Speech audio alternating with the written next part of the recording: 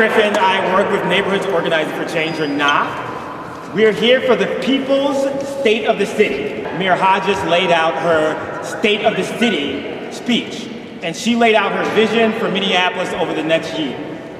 Turns out that us at Neighborhoods Organizing for Change, in January, we laid out what we thought would make Minneapolis a more equitable city over the next year. A platform for what we were going to be fighting for in 2015. Workers' rights. We wanted to make sure that every single worker in Minneapolis were able to live a respectful life. So we know that more people have to make a choice between taking care of their sick child and going to work, between having safe time for themselves or making their boss upset. We know people who have to make that choice often look like me. 50% of the African Americans in the state of Minnesota do not have what's called earned sick and safe time.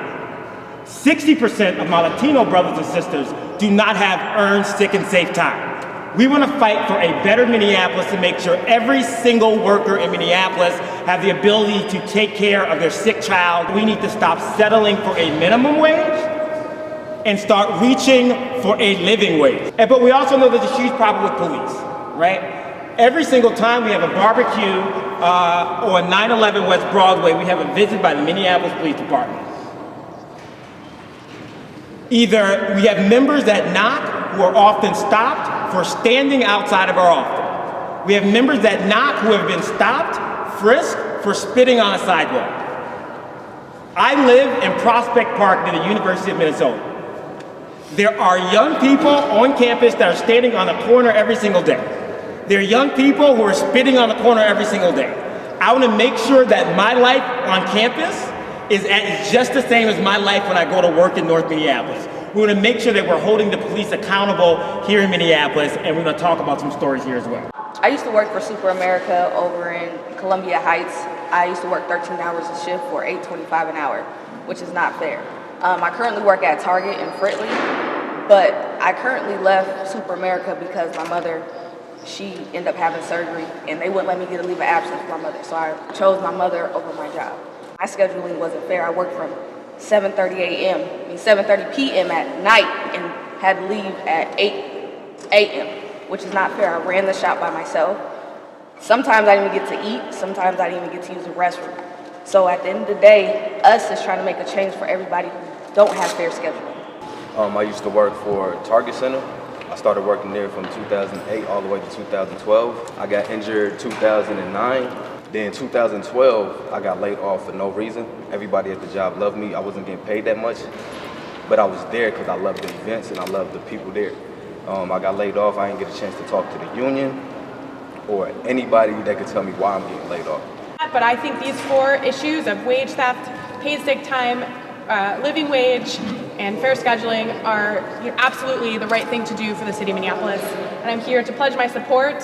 I want to work hand in hand with the working people of Minneapolis to get these things done as soon as possible. Back to Joe's story. So Joe worked at Target Center. And what is happening today, the city council will be voting on, if I'm not mistaken, $25 million more for Target Center to improve their bathrooms, right? So while their wages at people who work at the cashier at Target, right, are making $9, City of Minneapolis is going to spend $25 million for Target Center to renovate their bathrooms. I can respect that, respect those votes that are going to happen today, but we also feel that Joe deserves a living wage as well, and we can get that done with Workers' Bill of Rights. There are discrepancies in police stops.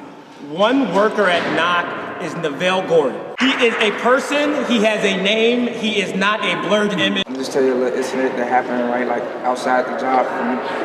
I was going into the store, came out the store to get an item or whatever.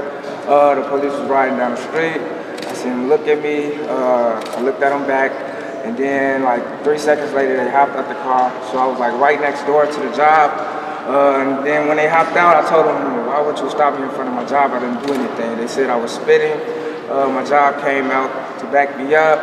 But they said I was spitting, I didn't spit at all. But the main thing is we need to hold the police accountable, and that's why we're all here today. I'd like to be part of Team Gordon here, working on some of these issues. We can move forward. I really want to talk about two relatively small ordinances the city has, and today we have an opportunity to bring those forward to repeal them. And they are the ordinance that has made it illegal to spit on the sidewalk in most indoor locations, and also, and maybe more importantly, the ordinance that makes it illegal to lurk. It's actually legal to lurk, but it's illegal to lurk with the intent of committing a crime. And these might look like small offenses. In fact, if you look at what we arrest people for, they are. Last year, as far as I can tell, no one was actually arrested for spitting on the sidewalk, and we had 50 or so people who were arrested for lurking. That doesn't mean they were convicted or charged. But what happens when you have an arrest like lurking on your record, it makes it harder for you to get housing, it makes it harder for you to get a job, it makes it harder for you to succeed in life. The fact that we're worried about lurking and spitting is because we're worried about something much bigger and much deeper. Something that's been baked into the American system since before the country was founded. We are dealing right now with the vestiges of slavery still in our society and laws that are there. We have structural racism that we can't even see and we can't even find anymore. Today's the anniversary of Martin Luther King's final speech, April 3rd, 1968. We're still finishing that work now. He gave us some instructions. One of them is to stand together, to stand tall, but also to be nonviolent and to be respectful. I'm hoping that our effort to repeal these two little laws can help us have a deeper conversation about where else is this structural racism baked into our system, and how can we actually and finally dismantle the new Jim Crow that's plaguing our city, and I believe is responsible in large part for the racial disparities that we see in education, in housing, employment, and in our economy. So let's do that, and let's talk to your friends, talk to your family members, talk to people you don't even know, and help them understand why this is important to our city and why we need to take care of it now. So, thank you. Woo! This is going to be a long fight this year. The opposition has not even started to tick up. When they start to tick up, think about these stories. Do not fight. We will fight, but we will not stop. Do not tire. Do not quit. Do not give up. Keep on going, folks, and think of these stories over the next year. Who are you? Who wants to fight for a better Minneapolis? We're up in room 319. Council starts in 3 minutes. I'll see you there. Next, we have an ordinance introduction pursuant to notice motion by Council Member Gordon and Yang, repealing section 385.80 related to lurking. Any discussion on that ordinance introduction? Seeing none, all in approval say aye. Aye. Opposed? No. I want to be recorded as voting no on that. To be held May 6, 2015, repealing section 213.30 relating to spitting, depositing tobacco. Any discussion on that ordinance introduction? Seeing none, all in approval say aye. Aye. Opposed? That carries.